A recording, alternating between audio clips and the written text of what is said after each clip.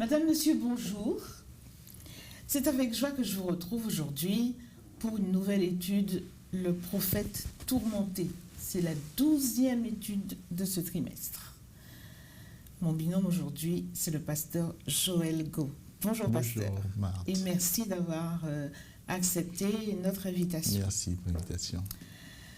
Quant à vous, chers internautes, si vous aimez notre émission, je vous invite à liker et aussi à vous abonner si vous ne l'êtes pas encore.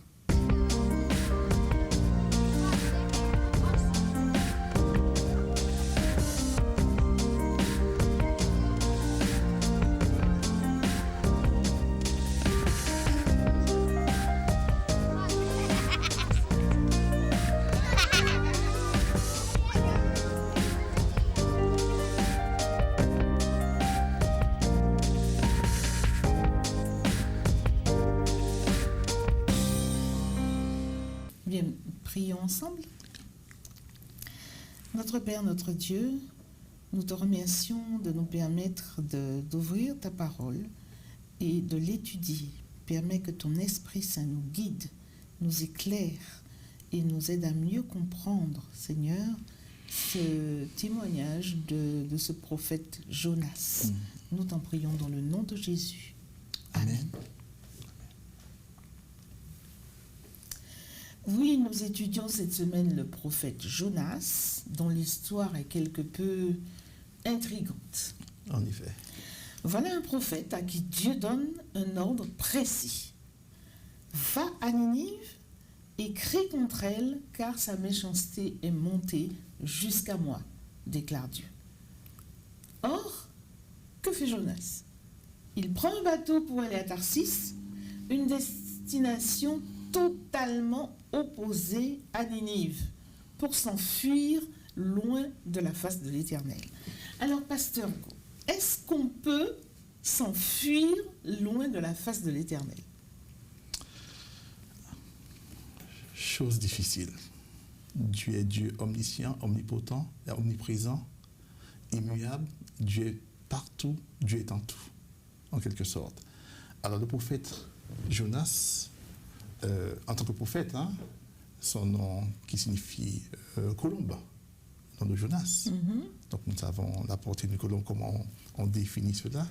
Mais le prophète lui-même a pour mission d'apporter les oracles de Dieu, d'apporter un message à un peuple, à une nation qui vient de Dieu. Et là, sur l'ordre de Dieu, Jonas reçoit une mission. Il est mandaté pour quelque chose. Et pour des raisons que nous pouvons essayer d'expliquer, il va à contre-courant de ce que Dieu demande. Mais pourquoi? C'est ça qu'on n'arrive pas à comprendre. Alors, il faut considérer le but du message, le contexte. 120 000 habitants, la ville de Ninive, une ville où le péché est à son paroxysme, une ville qui a tourné le dos à Dieu. Lui, Jonas, prophète, petit homme, comment est-ce possible? Donc, ce que j'aime avec les Écritures, c'est que la Bible définit, nous dépeint l'homme dans tous ses aspects. Sa force, sa faiblesse, ses victoires, ses chutes, ses craintes, sa foi, son opinion, sa conviction. Et oui, mais là, excuse-moi, Jonas, c'est plutôt beaucoup de faiblesse. nous pouvons le dire, mais nous allons considérer Jonas en tant que prophète, mais aussi en tant qu'homme qui... Il n'était pas mélodique que nous. Il avait une mission bien spécifique, bien définie, mais il était un humain avec ses carences, avec ses faiblesses. Et comme je disais, il a considéré la tâche. Alors, est-ce par manque de foi, par crainte? Mais ce que Jonas a oublié, c'est que quand Dieu ordonne, il donne. Il donne les moyens. Il donne les moyens aussi. Oui. Nous savons que au préalable, antérieurement, Jonas est un prophète fidèle. Il a fait bien des exploits avec Dieu. Oui, nous le retrouvons d'ailleurs auparavant. Exactement. Il a bien rapporté les paroles de l'Éternel. En effet. Et là, il refuse. Parce qu'il s'est senti démuni. Au lieu de considérer celui qui l'envoie, il a considéré la tâche à accomplir. Certainement, il a peut-être oublié que Dieu, qui le mandate à cette mission, est le Dieu qui a réalisé tant de choses antérieurement avec lui. Donc, la tâche, elle est immense. Hein? Quand le livre, la Bible nous décrit, pour faire le tour de Ninive, il en faut 3 jours. À pied. Je voudrais juste rappeler que Ninive, c'était la capitale de l'Assyrie. L'Assyrie, en effet. À l'époque, hein, parce qu'elle n'existe plus. Oui. Mais c'est bien ça. Et que c'était une grande ville, donc une capitale. Hein. Et ces Assyriens étaient aguerris, bercés dans le mal, dans le péché. Et considérant cette tâche, Jonas certainement a dit à Dieu, envoie quelqu'un d'autre, pas moi. Ou peut-être donne-moi un compagnon, mais je n'irai pas seul. Mais il a oublié que la présence de Dieu vaut mieux qu'une foule, qu'un grand nombre. Donc l'homme s'est enfui à contre-courant de la volonté divine. Alors qu'il embarque donc et pense pouvoir jouir du repos espéré, il finit par être démasqué par les marins. Et bon, sans trop rentrer dans les détails, c'est lui-même qui va demander à être jeté à la mer pour apaiser la tempête que Dieu avait envoyée. Hein. Ouais. Alors, qu'est-ce qui se passe? Alors, nous l'avons dit, hein, Jonas, lui, il s'en va dans une direction opposée. Jonas voulait sauver sa vie, mais Dieu voulait sauver la vie des Assyriens par le mandat, la mission. Parfois, il arrive aussi à nous, les humains, à l'humain du moins de prendre le dessus. Et ce qui est arrivé à Jonas, il a pris la direction de Tarsis, d'accord? Et il fut démasqué. Notons une chose, hein, avant qu'il soit démasqué, alors que le capitaine et les autres prient leur Dieu, Jonas fait taire sa conscience et il dort. On peut même se demander comment il arrive à dormir dans un tel tourment, dans une telle tempête. C'est pour cette raison que je dis, il a fait taire sa conscience. Il ne veut pas se mêler à ce qui se passe, parce qu'il sait qu'il a désobéi à Dieu et qu'il est loin de Dieu. Il va à l'opposé de ce que Dieu réclame de lui. Donc il a donné cours, il a donné dos à Dieu, et il s'en va dans sa conscience, dans sa rébellion, dans sa chute, et il dort. Alors il est interpellé, il est secoué. Et le capitaine de lui dire, mais Jonas, dis-nous bien, comment peux-tu dormir alors que notre vie est en danger? Il y a un risque pour chacun de nous. Et invoque ton Dieu aussi. Dis-nous ce que tu as fait, dis-nous qui tu es. Au manquez bien, le sort tombe sur Jonas. Et Jonas même demande qu'il soit jeté. Il soit jeté à la mer. Oui. Il pensait pouvoir échapper définitivement une fois pour toutes. Oui, il demande lui-même d'être jeté à l'eau. Oui. Ce que Jonas a considéré comme étant une opportunité est devenu une adversité. Ce qu'il considérait comme étant une opportunité de fuir loin de Dieu est devenu une adversité pour lui. D'accord. Parce qu'il sera jeté à l'eau. C'est amer, hein? C'est difficile. Mais hein? Dieu va le rattraper. Oui, nous y arrivons, d'accord? Cependant, ce qui semblait être une adversité pour le capitaine et les passagers était une opportunité pour connaître Dieu. Ah oui. Parce que le récit nous dit bien, ils ont prié le vrai Dieu.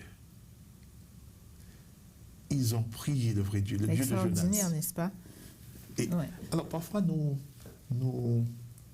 considérons cette fatalité.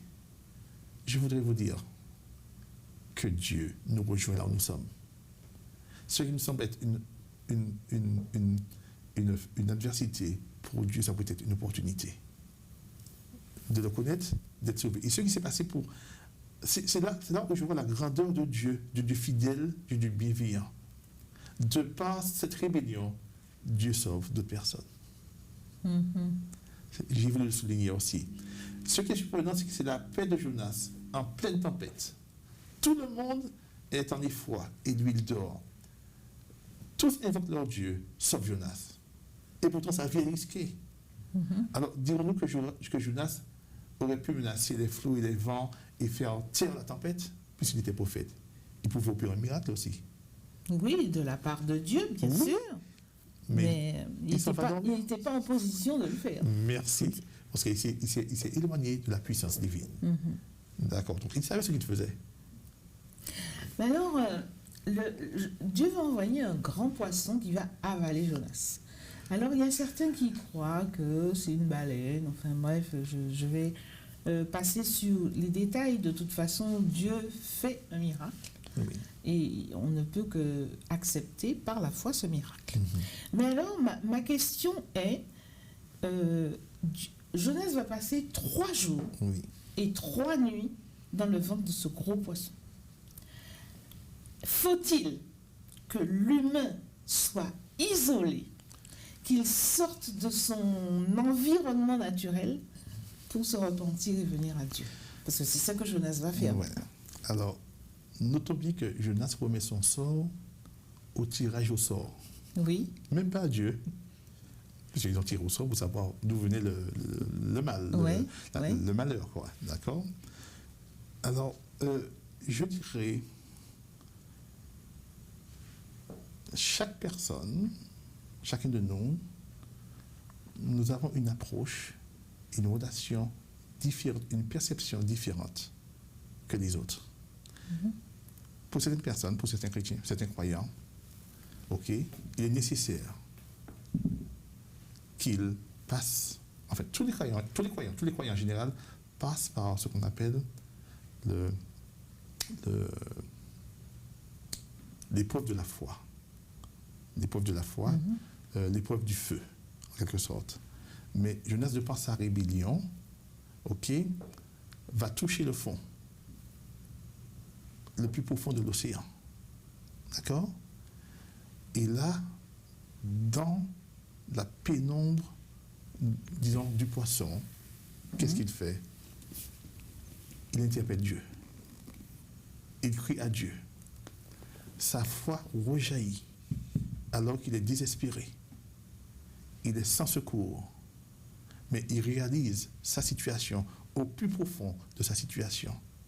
Vous remarquez bien que la prière de Jonas ou sa foi transcende, traverse le poisson, l'océan, l'espace, jusqu'au temple de Dieu. Donc il a fallu vraiment ça pour que Jonas Nous parlons de Jonas. prenne conscience.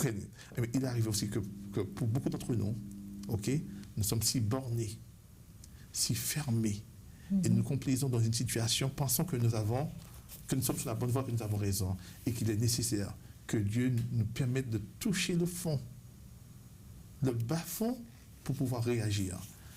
Je voudrais faire appel ici à 3 éléments. Oui. Que je considère comme étant la volonté divine, les 3 volontés de Dieu. Dieu a une volonté initiale. Ta volonté initiale, comme pour Jonas, voilà l'initiative que j'ai pour toi. Voilà. Je te soumets une mission, un plan, un projet. Puis vient en second lieu la volonté circonstancielle de Dieu. Ou la volonté circonstancielle. Dieu fait face à des circonstances, ou à une circonstance, et il adapte la situation. Et enfin, vient la volonté ultime de Dieu. C'est ce que Dieu a décidé qui se fera. Je reprends la volonté initiale. Dieu a dit à Jonas, allez, va à Ninive. Circonstanciel, il se retrouve dans le ventre du poisson. Et Dieu entend sa prière. Je le rejoins là, dans le ventre du poisson. Et la volonté ultime, nous en saurons à la fin du programme, ce qui est arrivé à Ninive, à la fin de notre présentation, où Ninive a été converti. Et justement, venons-en à Ninive. Oui. C'est vrai que l'histoire de Jonas montre clairement que Dieu use de compassion envers lui et veut le sauver. Et l'Éternel va demander au poisson de vomir Jonas. Oui. et lui redonne, enfin lui donne de nouveau l'ordre, le premier ordre en fait qu'il lui avait donné. Oui, il rappelle à Jonas. Il renouvelle sa demande à Jonas. D'accord? Alors, remarquons bien que Dieu nous rejoint dans toutes les situations, pourvu que nous soyons fidèles et que nous soyons repentants. Le péché avait abondé dans l'esprit de Jonas et il s'est détourné de la mission. Mais il en réserve une grâce qui surabonde, où Dieu vient à nous et nous dit, la tâche n'est pas terminée, le combat n'est pas fini, et je suis avec toi, on recommence. Là, c'est merveilleux. Et c'est ce que Dieu a fait avec Jonas, et c'est ce qu'il est prêt à faire pour chacun de nous aussi. Il n'y a pas de situation perdue avec Dieu. Où que nous soyons, Dieu nous tend la main, et sa grâce nous rejoint. Alors, Jonas n'a pas d'autre choix que d'aller à Ninive et de prêcher, ce que Dieu lui avait demandé de prêcher. Et contre toute attente, et surtout contre l'attente de Jonas, toute la ville va se repentir. Alors, ma question est, qu'est-ce qui, chez ses habitants, a montré des signes de véritable repentance et que nous pourrions prendre comme exemple? D'accord. Alors, nous allons considérer le texte de 2 Chroniques, chapitre 7, verset 14. Jonas, combien? 2 Chroniques, chapitre 7, verset 14. Oui. 2 Chroniques, chapitre 7, verset 14. Oui, 2 Chroniques 7, verset 14. Je peux le lire. Très bien, lis pour nous. Si mon peuple, sur qui est invoqué mon nom, s'humilie, prie et cherche ma face, et s'il se détourne de ses mauvaises voies, je l'exaucerai des cieux, et je lui pardonnerai son péché, et je guérirai son pays. Tout est dit là. En effet. Ce verset reflète la situation de Ninive. Un peuple rebelle, un peuple qui joue avec le péché. Un peuple réputé méchant, oui, et violent. méchant. D'accord? Et Jonas a un message scatologique, apocalyptique pour cette ville. Et ici, il nous dit, si mon peuple, sur qui est invoqué mon nom, s'humilie, prie et cherche ma face. Et s'il se détourne de ses mauvaises voies, je l'exaucerai des cieux, je lui pardonnerai son péché et je guérirai son pays. Remarquez avec moi, Dieu use de compassion envers Ninive. Pourquoi Jonas s'est irrité de la bienveillance de Dieu envers Ninive jusqu'à demander sa mort? Oui, effectivement, c'est Mais ce qui est fort, il dit que, et vraiment intéressant, même de par le décret du roi, même les animaux et les hommes étaient en jeûne. Ils n'ont pas mangé, ils n'ont pas bu pendant 3 jours de désir de repentance. Le message de Jonas, c'est le message de l'évangile. Quand Paul dit qu'il n'a pas honte de l'évangile, c'est une dynamite, c'est une puissance. C'est là la différence. Ce message a fait écho dans les cœurs, dans tous les cœurs, même dans le cœur du roi. Mais Jonas, un prédicateur, je pense, a de la joie quand le public répond à son message et se convertit. Au contraire, ce qu'on voit là, c'est que Jonas n'est pas content du tout. Très bien. Parce que Dieu a compassion du peuple. Il ne détruit pas la ville comme il l'avait annoncé. D'accord. Alors, ce que Jonas n'a pas considéré, c'est que le mandat, le message était conditionnel. D'accord. Il était conditionnel. La prophétie était conditionnelle. Était bien conditionnelle. Le peuple a reconnu Dieu comme vrai Dieu et a abandonné sa mauvaise voie.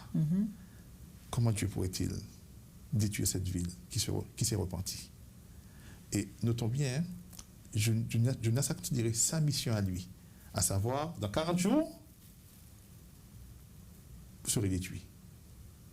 C'est ça un Dieu aimant, c'est ça un Dieu bienveillant, c'est ça un Dieu d'amour, alors que ce peuple reconnaît Dieu comme créateur, Dieu comme sauveur, et se repent de ses œuvres. C'est là que nous définissons, nous voyons l'immensité, la grandeur de l'amour de Dieu.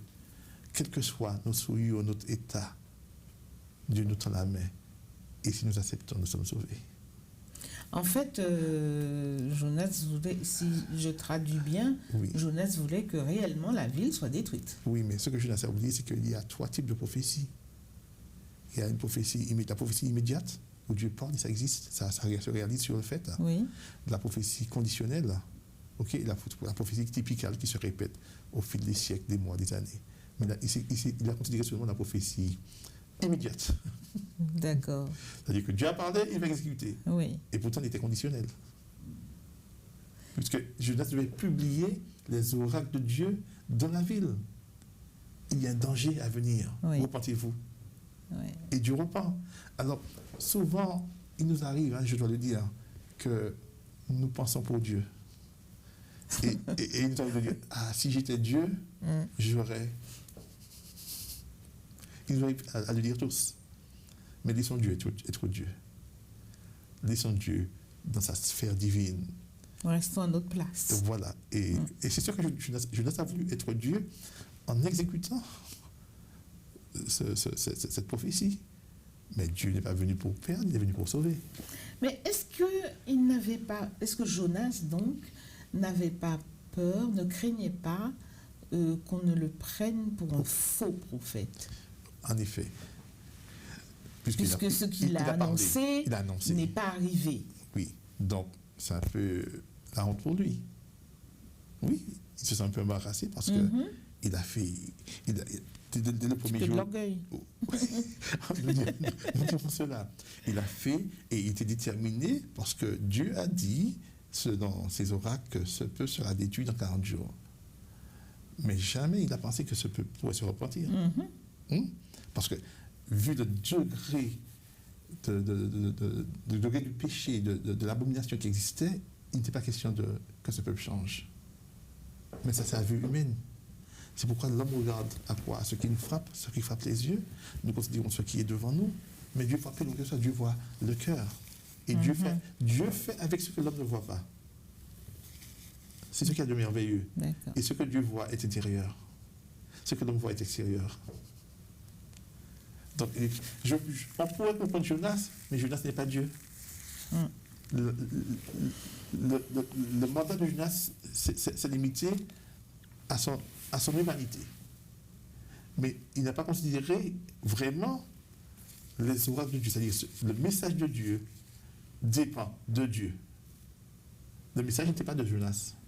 Il venait de Dieu, avec les paramètres de Dieu. En fait, Jonas reste un homme tourmenté jusqu'au bout. Jusqu'au bout du... Pourtant, c'est un tout petit livre. Jusqu'au bout du petit livre, eh bien, il reste tourmenté.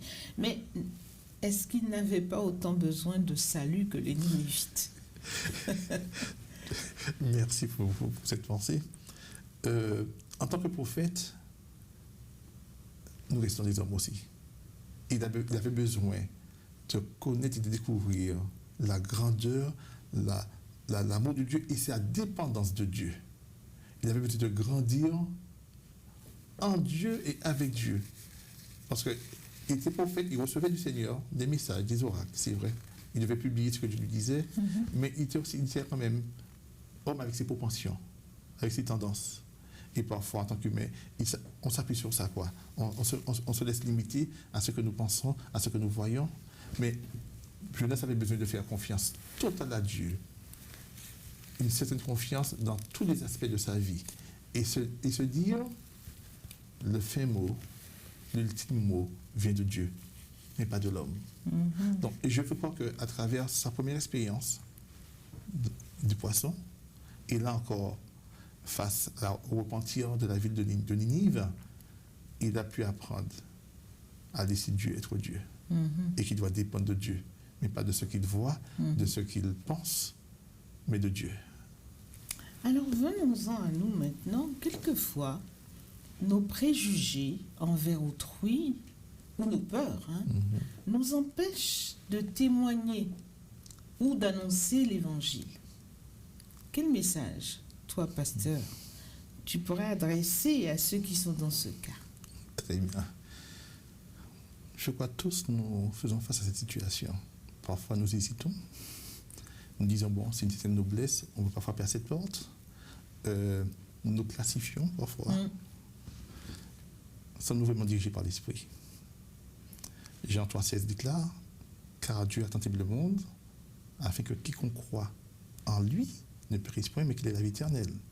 Donc, la puissance du salut ne se limite pas à une race ou à nos connaissances. Nous ne pouvons pas cloisonner ce message, cette dynamite, cette puissance à ceux que nous apprécions ou ceux que nous côtoyons vraiment. Mais l'important pour nous, c'est de faire tomber nos préjugés. Pourquoi les préjugés? Les préjugés sont basés sur quoi? Sur nos opinions. Oui, sur ce que nous entendons, sur ce que nous voyons. Mais la conviction, la foi est basée sur ce que nous présente la parole de Dieu. Cette puissance, ce que nous dit la parole de Dieu.